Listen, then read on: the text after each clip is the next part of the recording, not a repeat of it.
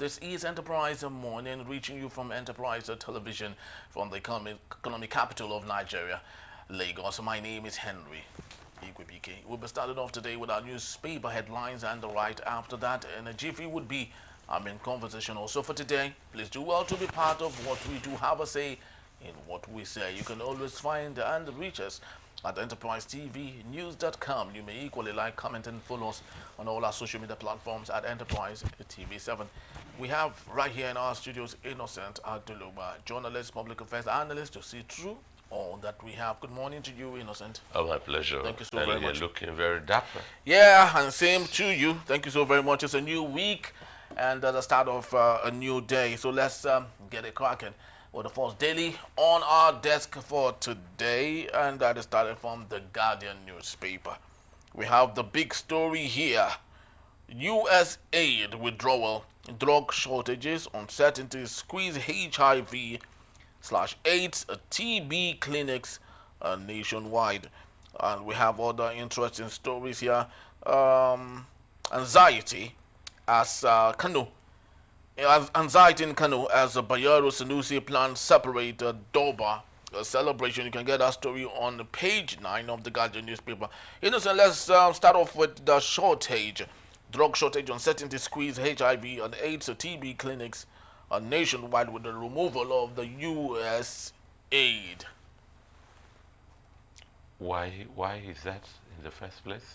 Why is it being removed, or why should we have the scarcity of HIV and AIDS, the drugs? Yeah. Why should we have the scarcity? Is it that the drugs that were there before have all been used up? If it is, it means the scourge is still high. The scourge has always been the same. If there are any sort of increase, it might not be that so alarming. But the problem here is, how can we maintain, right, and serve those who need this help, knowing that U.S. aid has been withdrawn from Nigeria? Why I'm saying this is, it's barely a few weeks ago. I think in January, precisely, this is March.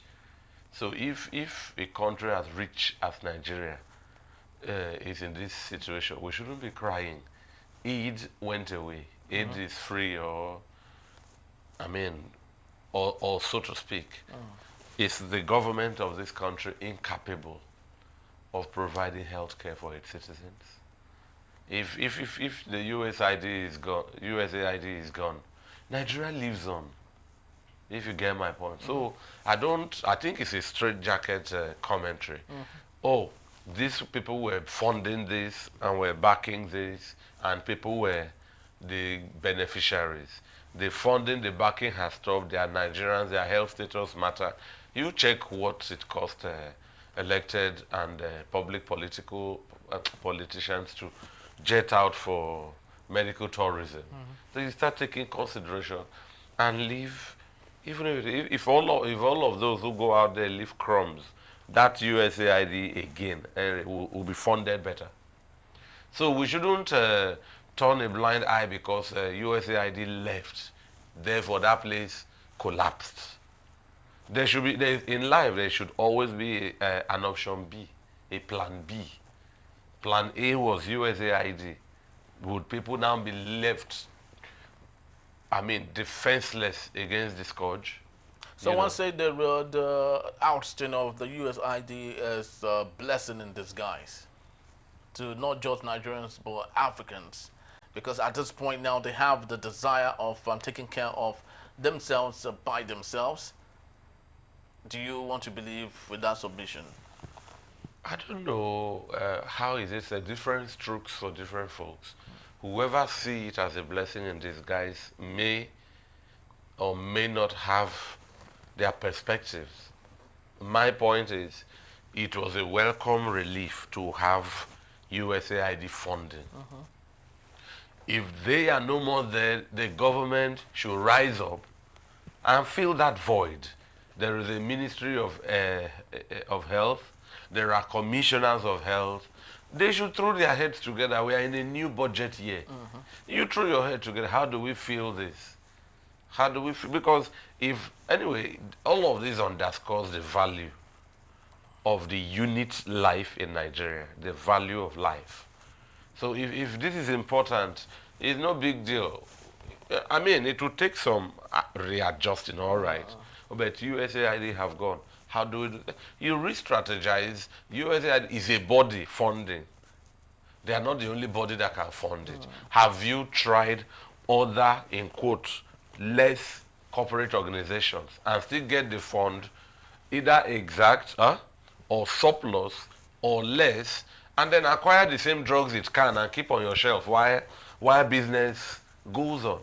No, very, very true. You know, you can't overstate some of these things. If we can have 21 billion, 25 billion, just this year alone, the cost of maintaining Aso Rock, that of the president and the vice, is about 25 billion naira just to maintain, not start off a new construction, to maintain the residence of the president and the vice is going to cost us about 25 billion. So imagine investing that into those holes that have been left by the USAID. It would have been awesome. Simple. Beautiful. Yeah. But let's get to other matters here. Anxiety in Kano as Bayero Sanusi plans separate Durbar celebration. This is more like a folk tale, innocent. I think someone should have the time of doing a book from this, because it will teach lots of young cats lessons, because we've never had a situation where in an emirate we have two emirs all justing for the same position. Henry, and we are on the brink of that Salah celebration. Yeah. That will be the culmination of this, whatever is imminent. You know, the prolonged Emirate tussle is taking another dimension amid a legal battle. Both contenders energetically mapping out separate lines of events. And then there is the alleged full backing of both the federal and state governments. You see, an emir is a Muslim or an Islamic head of an emirate. Kano is a single city. The emir of Kano wields a lot of religious and traditional authority. I would never have thought there will be a crack. Of course, we know that Lamido Sanusi, Alhaji Lamido, was exiled before and had returned. I think, is it to Kefi or not? Yes, yeah, he was exiled to Kefi, and reinstated, so to speak. Yes. If we are reinstating him, was there somebody announced as a new emir in his absence? Who exactly now? Is it the Sanusi or the Lamido? No, Lamido Sanusi is the same person. Okay, okay. So he is one of the, I don't know if I'm allowed now to say factional emir of Kano, now if we are talking one and talking the other. But the headline says two. Both Bayero and Sanusi. Yeah. So maybe I can now refer to each of them as factional emirs. Well, Sanusi still remains for now the substantive emir of Kano, because of course the court is yet to, the Supreme Court actually is yet to sit on that matter and possibly bring out something out of that. But as it remains today, according to the governor, who is in charge of the emirship and all of that, Sanusi still remains a substantive emir. Well, we are talking about Governor Abba Kabir Yusuf. The leadership of the Sanusi is referred to as the Khalifa and 16th Emir of Kano. If this is it, and you are on the brink of preparation for Durbar, if the Governor Kabir Yusuf endorses Sanusi, then the governor should dismiss the other person. There shouldn't even be a headline in the first place that two emirs are planning two Durbars in one emirate. Now, let's speak to the issue of the infiltration of the political class, the executive, into emirship, into the traditional leadership ecosystem in Nigeria. What's the name of this man? The former governor, who is popularly known as Gandola. Ganduje. Yes, Ganduje, you understand, was the one that actually started all of these mistakes by letting go Sanusi and bringing in someone whom he feels is better for that particular position. So how do you think possibly that we can stop all of this? Just imagine the Olu of Awori, simply because it's not speaking on the side of Oborowori. And then the governor now says you're no longer the Olu of Wari and brings in someone else. So speak to me on this. It's funny now. If you look at it, the 15th Emir was Ado Bayero, then Sanusi is 16th. It will mean that the tenure, if you ask me, of one has gone and the other is here. But like you are asking to hit the nail on the head, Yeah. traditional authority, traditional institutions are separate from the political system. I don't know if this was orchestrated through the indirect rule system in the colonial times, where, in quotes, recalcitrant traditional heads met their Waterloo, and so the others saw it and complied. Notable among them, King Jaja of Opobo, and then the exiled Oba from Benin environment. Yeah. There was this man, I think, I don't know where now, was it in Lokoja, somewhere, or Nupe, Lobengula. The man was, in fact, held captive by Lugard's soldiers. And chiefdom was difficult in the southeast, parts of Igala, Idoma, Tiv, put it like Jukun. Yes, in fact, they warred against some of the colonialists at the time, and they were renowned to have repelled Islamic invasion, talking about the jihadist trend at the time. So, but I think, of course, the Britons are astute, talking about the politics of colonialism. So they found a way. They found a way to be the people, to have traditional authority aligned with the political aspiration of the day. And as we speak, traditional authorities in Nigeria presently are on a kind of pay structure with the government. I don't know specific, but you see, some states will tell you they have Ministry of Local Government and Chieftaincy Affairs. It's now out there. So where a traditional authority would, to me, maybe let's look at Okitipupa or Ife, where that traditional gets tributes from its people, administer as a traditional ruler, possibly there are cooperative farming, market administration. No, that is being seen to by the local government. But the traditional authorities are maintained on regular wage or stipend, or I don't know what name, where I served out there in Oyo. I think first Thursdays is always a beehive. And when they come in their swarms. Some of my female copper colleagues at the time used to say that when all of these guys are here, the quality of their perfume, I mean, the coppers wear costly, but all your perfume will disappear. It will be a traditional one. In the air. So, on a serious note, the traditional ruler on the foot of the federal and local government arrangement are excellent political foot soldiers during election seasons.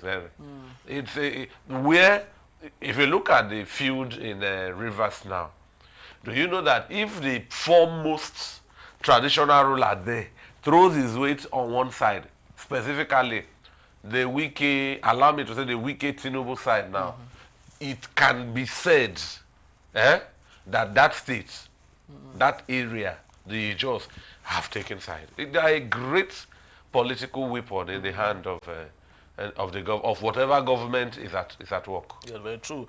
Just before we let go on this particular segment, let's take a look at the Vanguard newspaper. Straight to our talking point, our nation is evolving. Our state, is evolving, not smelling.